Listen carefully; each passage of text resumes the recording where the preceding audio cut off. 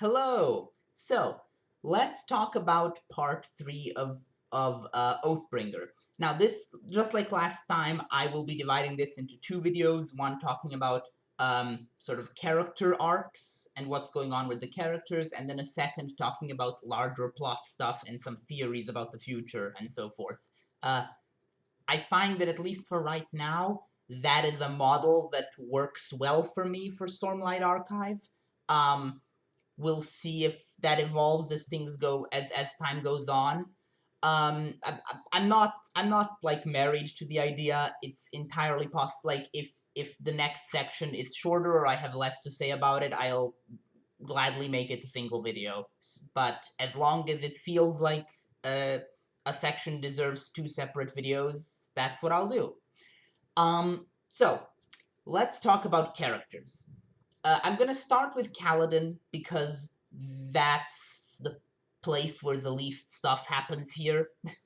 Kaladin has sort of taken a bit of a back seat in this book compared to the previous two books, which is fine because he was very much the main character of the previous two books. So it's fine to give someone else a shot at the spotlight, as it were. So Kaladin, nothing major really happens here until the very end, and I can't really talk about what happens at the very end here, where he kind of breaks down and loses all hope because he sees that all the sides in this conflict are just people who are all doing the best they can, and that there aren't like bad guys. Um, I can't really talk about that because I don't know what Sanderson is going to do with that. It literally just happened at the end here, and as a result, it's like I said, there's very little there for me to talk about right now. I think it's a very interesting development and a very promising one for the future. But as for what's actually happened to Kaladin during this section, there's not much to talk about. The one thing I want to talk about with Kaladin, though, is something that I've been meaning to talk about for a while, which is Tara. So, throughout these three books, there is an element of Cal's backstory that has been implied, but that we haven't seen, despite having a whole book of Kaladin flashbacks. And that element is Tara, who is clearly heavily implied, if not at this point outright confirmed, to have been his lover at some point. I don't know anything about her except that she is also implied to have died. Um, and I think it's also implied that this happened during his time under Amaram, maybe?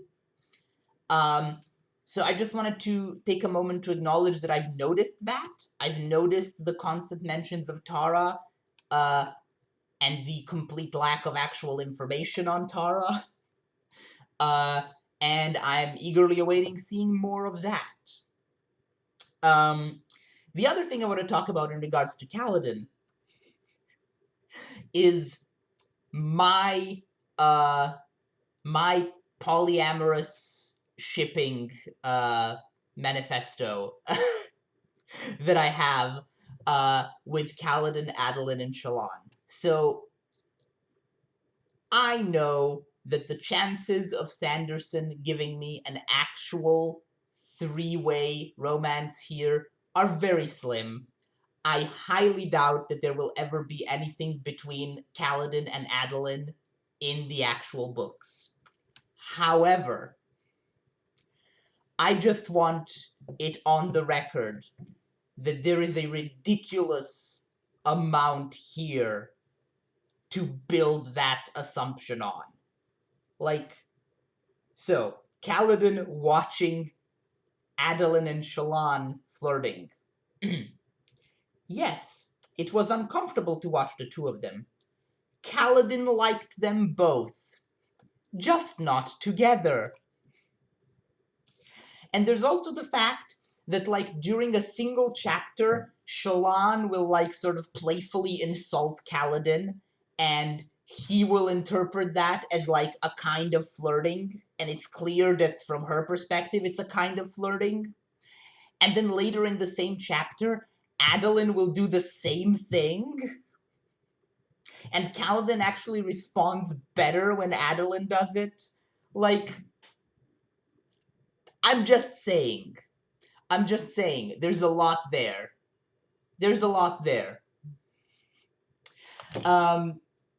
Okay. So moving on from Kaladin, I think that's all I have to say really about Kaladin. Let's talk about Shallan. So Shallan, it's no secret that Shallan is my favorite character, and she continues to be the most interesting character to me in this section as well. So Shallan is having some serious troubles now that they've arrived in Kholinar. She's having some serious troubles with her split personality situation. It feels like the divisions between the Veil persona, the Radiant persona, and Shallan herself are only being exacerbated by the situation that they're in Kholinar. The more time she spends as Veil, the more Veil becomes her own distinct person. Her own distinct person who often acts in ways that she herself is aware are counter to what Shallan would want her to do. I don't think she's ever acted explicitly against Shallan, but I think we're getting close to that point. And more interestingly, however, in addition to Veil and Radiant, we are getting to the point where any persona that Shallan takes on, no matter how briefly, kind of starts to take her over. There's a section here where she takes on the persona of this incredibly haughty and severe light-eyed woman in order to steal her food. And boy, she immediately just becomes that person in a really disturbing way. Disturbing both to me as a reader and to her in the moment. And I think that what's happening here is a combination of Shallan's own trauma and her unhealthy coping mechanisms where she tries to bury her trauma, on the one hand, and on the other hand, the specific combination of surges that a Lightweaver has access to. Because the two surges that a Lightweaver has access to, I don't know their names, like as surges, but one of them is the one that lets you create illusions, and the other one is the one that lets you soul cast. So one that lets you change how something looks, and one that lets you change what something fundamentally is. And I think that what's going on here is that when Shallan changes how she looks, she is also kind of basically soul casting herself to some extent, like changing her essence. We've also seen her do this to others, such as her deserters, Vatha and Gaz and so forth, and also Elhokar in this section. Like, she will draw someone, and in drawing them, she draws like an ideal version of themselves, and in drawing this ideal version of themselves, she sort of pushes them towards becoming that person. Which I think is not just a case of her drawings being super inspiring. I think there's something more going on there. So I think that Shallan is sort of playing a dangerous game that she's not fully aware of, which is that she is magically altering her own self, maybe her soul or something, whenever she becomes Veil or Radiant or any of these other personas. But more interestingly, however, I think that she is putting her oaths at risk. So I've noticed that Pattern gets very nervous and reminds Shallan of her oaths whenever Shallan, usually as Veil or one of these other personas, has a thought such as, oh, this person that I am right now, she doesn't have all this tragedy in her past, so she doesn't have to think about all the stuff that happened to Shallan. And then Pattern freaks out and sort of calls her back to reality. And I think that what's going on here is that because the Lightweaver's oaths take the form of truths you have to speak and acknowledge, I think the issue is that for a Lightweaver, burying a truth you've spoken, sort of trying to forget it, putting it out of your mind, is the equivalent of breaking your oath. And I think that if Shallan ever went fully back to burying the truth about what happened to her parents the way she did for the previous 2 books, I think it might kill Pattern if she did that. And I'm kind of hoping Pattern is going to tell her that soon, because I think Pattern is aware of that. And I don't think she's aware of that. So yeah, Shallan is heading in some very concerning directions. Now, at the end here, it feels like she might be heading in a better direction now. Because with Hoid's interference, it feels like Shallan has figured out some stuff that she needs to deal with. It feels like she might be on the road towards accepting herself, and by herself I mean specifically Shallan, not any of the other personas. But I don't know if she's going to be able to do that, or if she's going to essentially regress and slip back into hiding behind these other faces. I think the most interesting outcome, in my opinion, would be for her by the end of this book to fully come to terms with being Shallan, but also fully come to terms with being Veil, and have like a full, straight up, like complete separation between these personas, where they no longer view each other as part of the same person at all. I think that would be a very interesting direction for her story to take. I still don't feel like Radiant is much of a personality, mostly because she hasn't really taken on that form a lot. But she seems to think she often talks about Radiant as though she's like an equal to Veil in terms of the importance of the personality to her. So I don't know. It feels weird. It feels like we're supposed to know more about Radiant as a person than we do. Anyway, that's my theory for where Shallan's story is heading.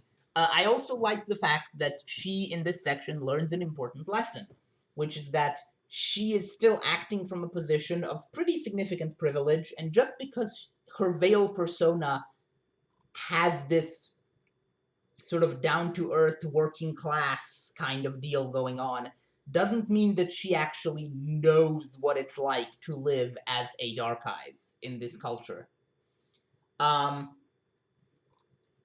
And she learns that here in a pretty brutal way.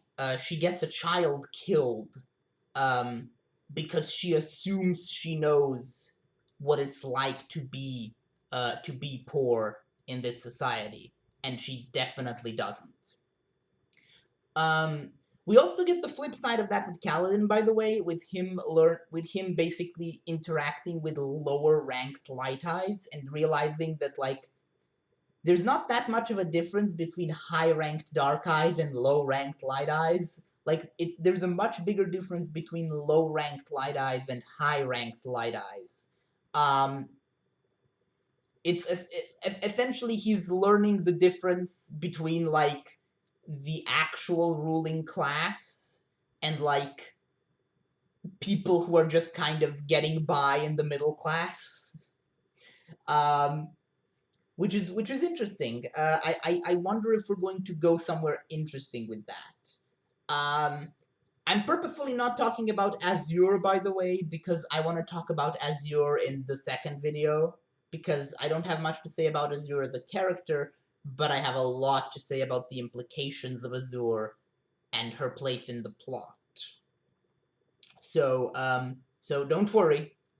I'm talking around the issue of Azure when talking about Kaladin here, on purpose. Anyway, that's it for Shallan and Kaladin. The third person, obviously, that I want to talk about is Dalinar. This is the section where we finally get a bit more from Dalinar, which is surprising that it took this long, considering that this is, after all, his book. So, Dalinar in this section uh, has like the biggest breakthroughs in both the past version of himself and the present version of himself. I'm going to talk about present Dalinar first, because that happens chronologically first in this section. So, present day Dalinar finally has some actual character development. It's been a while. Dalinar has been a bit of a unchanging rock of a character for a while now. Like, he had a bunch of character development towards the end of book 1, and then he had like a bit peppered throughout book 2, but Dalinar is mostly, especially compared to Kaladin and Shallan, Dalinar is mostly still fundamentally the same guy he was in Way of Kings. And that's fine, that's not a criticism, that's actually good. I think it kind of like speaks to him as like this essential, like that's why he's the leader of the Knights Radiant, because he's the rock that they're all anchored to. He has to be unchanging. But he is changing. And he is changing in several ways. First of all, the first section of this part of the book is him in Thaylen City. And while he's in Thaylen City, he realizes that he's still thinking too much like a warrior. He is blinded by his understanding of this as primarily a martial conflict. And he is only thinking of ways to use the Oath Gates and the Radiant Powers and all of the things that they now have access to. He is only thinking of ways to use these things to fight their enemies. When in reality, the real thing he should be thinking about is the ways he can apply these things to help people. And that's what he realizes here. We see him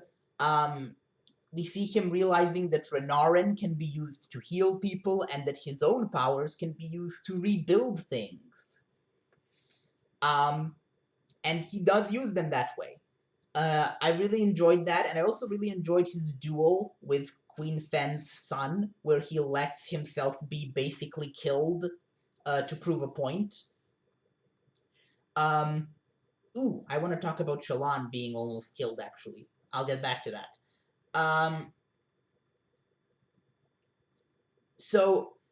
But first Dalinar. So Dalinar is growing as a person and realizing that he's too much of a general and not enough of a civic leader, which I'm very happy to see, because I do feel like Brandon tends to over-valorize military stuff, in my opinion. This is something that's present in both Mistborn Era 1 and, to a lesser extent, in Mistborn Era 2, and a lot in Stormlight, especially through Dalinar. There is this inherent value placed upon military discipline, military understandings of honor, wearing a uniform, and stuff like that, which I personally find extremely distasteful, like as someone who believes that militaries are an inherent evil that should be abolished. I find that I just don't like that particular thing in Sanderson's writing, but I understand it, and it makes sense for the characters to feel that way. So I don't like, I don't necessarily, I'm not like, oh, this is a fundamental flaw with the books that needs to change, but I'm still gonna be happy when I see a character maybe questioning these ideas a bit. Especially a character like Dalinar, who is very much tied to this whole military sphere.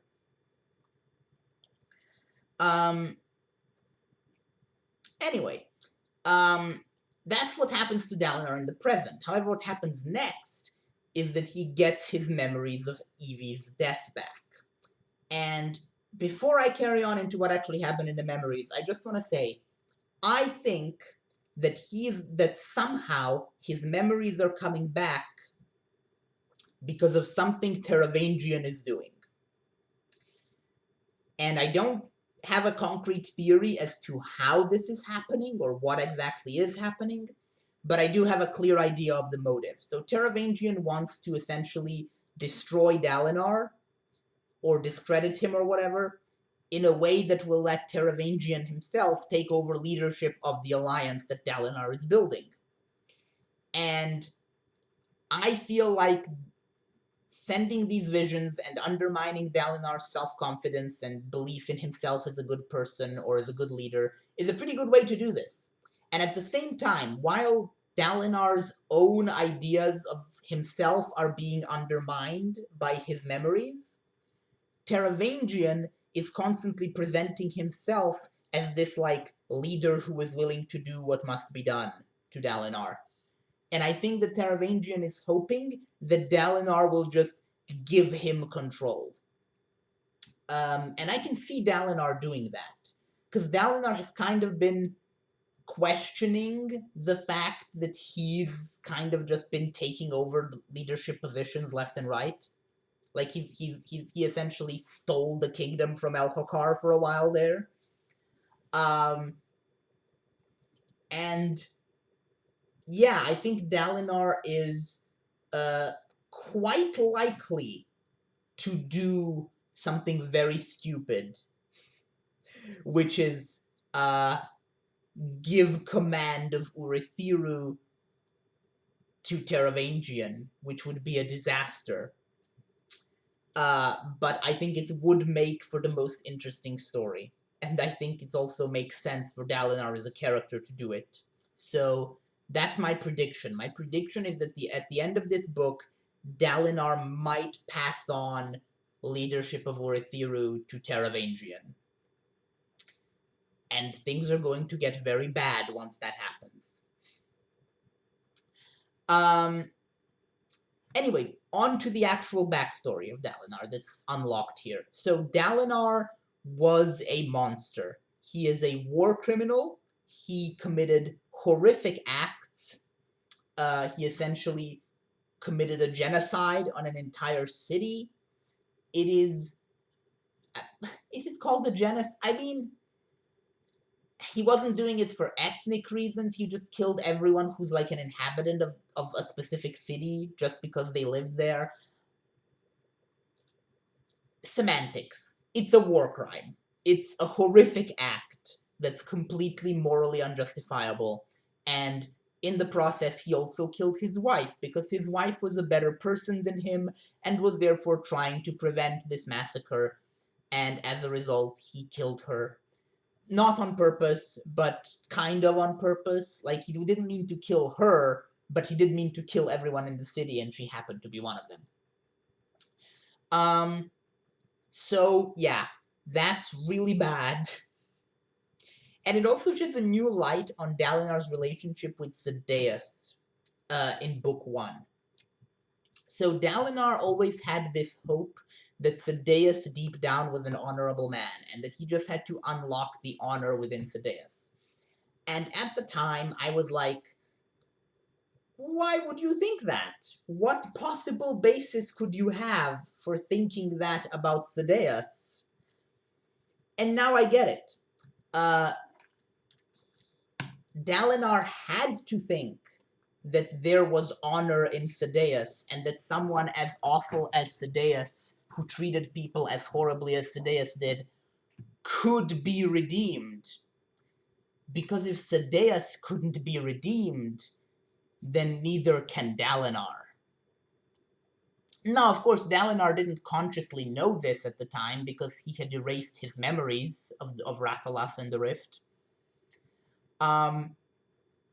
But I think on some level, subconsciously, that's why Dalinar was so invested in the idea of Sadeas being, like, deep down an honorable man who can still be worked with, which obviously backfired horribly, as we all know.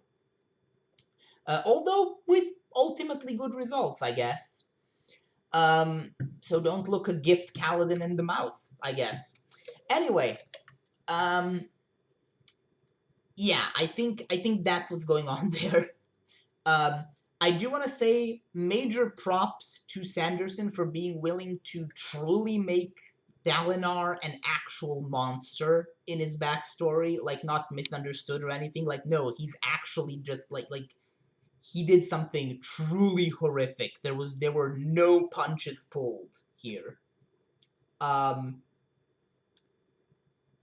and that makes current day Dalinar so much more interesting. I can see why people say Dalinar is their favorite character now. Like this tension between Dalinar as the honorable, just person that he is today, and Dalinar, the self-proclaimed wild animal that he was in his past, is incredibly compelling. Um, Personally, I still like Shallan better, and I'm not sure who I like more between Dalinar and Kaladin right now. But I doubt either of them will ever be my favorite character because Shallan is so much ahead of them in my estimation. Um, but I do get why people say Dalinar is their favorite character. Um, Now I want to talk about a couple more things before I end this. So first, going back to something I just mentioned and kind of forgot to talk about, Shallan's extreme risk-taking behavior. So Shallan gets stabbed basically to death very early on in this section, and she survives thanks to her Stormlight, and she has this really intense reaction to this. She is deeply traumatized by it, and we get to see in real time Shallan make the decision to compartmentalize this trauma and bury it and not think about it, the way that she presumably did with her parents' death many years ago. Um, and that's obviously an indication that Shallan has some very bad habits she needs to get out of. But it's also the start of Shallan taking a lot of risks. Shallan basically thinks she's immortal right now, which is interesting and worrying. She takes a crossbow bolt to the head, which gives her temporary brain damage. She leaps off a 30-foot platform and breaks all her bones, presumably, and then heals herself with Stormlight. She is very willing now, I think specifically after what happened with her getting stabbed. I think she is more willing than she should be to let herself be seriously injured and hope that Stormlight will save her. It feels like essentially self-harming behavior. And I could be wrong, she could just be very, very brave and very practical with her powers, but it feels like it's not healthy for her to have this attitude, both because I think it's an unhealthy coping mechanism with her own self-hatred and self-loathing, where she lets herself be hurt as a way to punish herself for the stuff that she blames herself for, and because I think it might backfire and get her seriously injured, because I don't think Stormlight makes her literally immortal. So I just want to say that that's something that I find very concerning as a development in Shallan's character arc. Another thing I want to talk about is Hoid. Now, I usually talk about Hoid in the second video. I usually talk about Hoid when I talk about plot and predictions and stuff. But here, that's not really appropriate, because Hoid in this section is less of a mystical, mysterious, plot hinting kind of character, and more of an actual person. This is the first time we've seen Hoid truly be like vulnerable and be a character and show strong emotion to another person. He seems to genuinely be very invested in helping Shallan. And not just for practical reasons, not just because he thinks she's like gonna save the world or whatever. I think he genuinely feels bad for her and wants to help her. And he does so in a really good way. He has a way with people. He is. I don't know if she's going to take his words to heart long term. I don't know if this is going to be enough to stop her from going down the very concerning path that she is going down.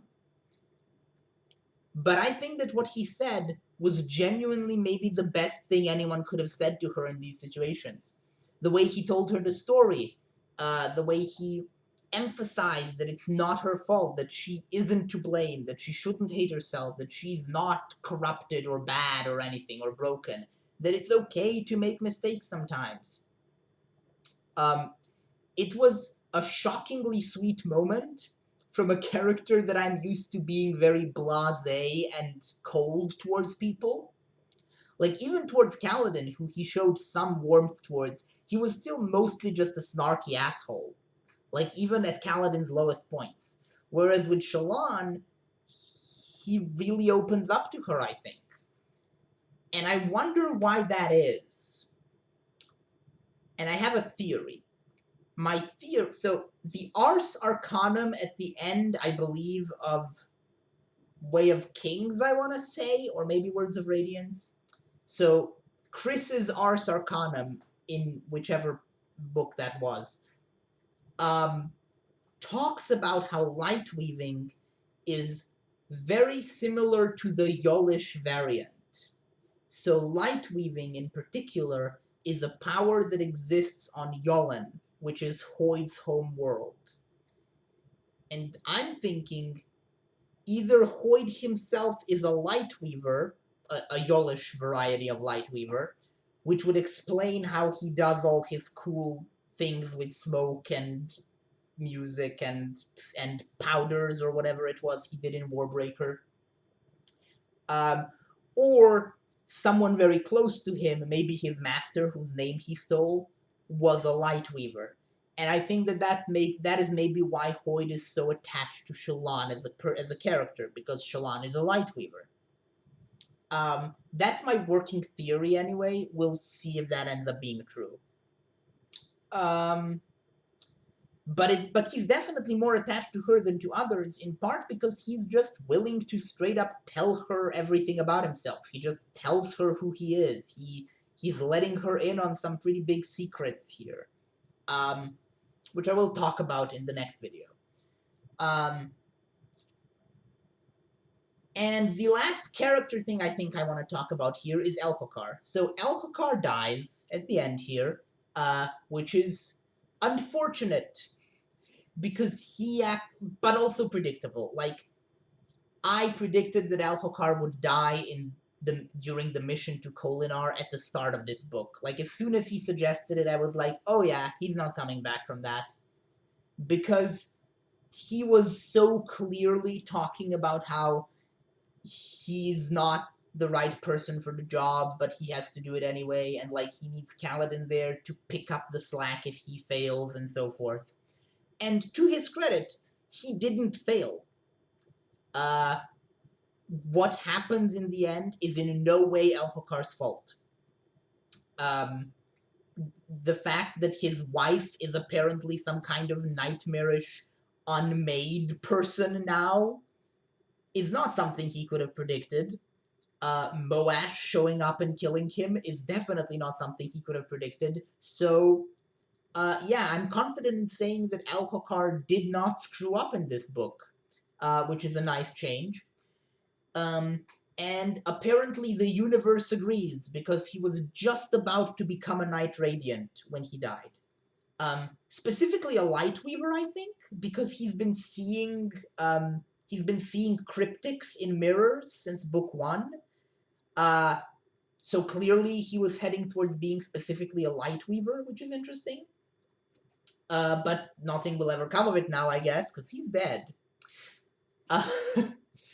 Maybe we'll meet, that would be interesting, maybe we'll meet like a cryptic, like a Spren who was going to bond Elhokar, and then that is how we'll learn more about that at some point. That would be interesting.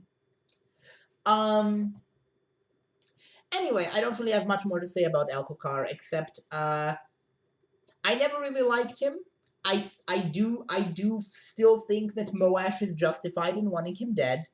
I don't think it was the smart thing to do, certainly, and I certainly don't. I'm not glad it happened, but I also don't think Moash should be really morally condemned for what he did, because Alfakar did murder his grandparents and showed no contrition about it ever, ever. And he was still very much the prototypical light-eyed asshole who viewed everyone else as beneath him.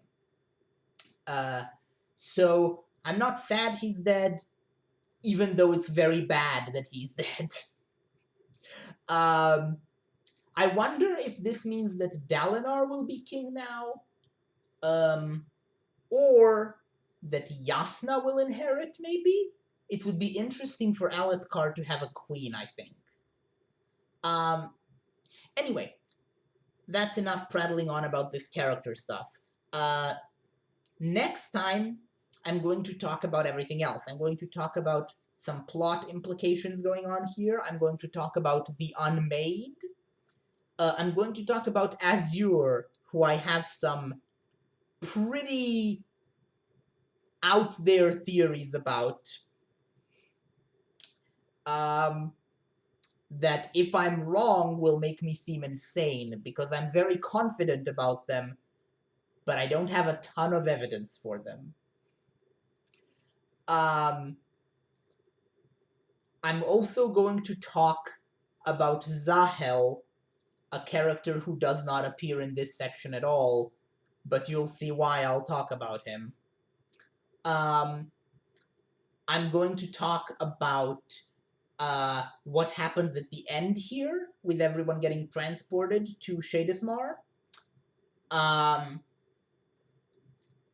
And I'm going to talk about Venli, which is technically a character thing to talk about, but I think it fits more in the second video. So I'm going to talk about Venli next time. And I think there's a couple more things I want to talk about that I'll probably remember by the time I record that video. But for now, see you whenever that video comes out, which should be next week. I don't know why I said that as though I'm not sure. It's next week. See you next week. Bye.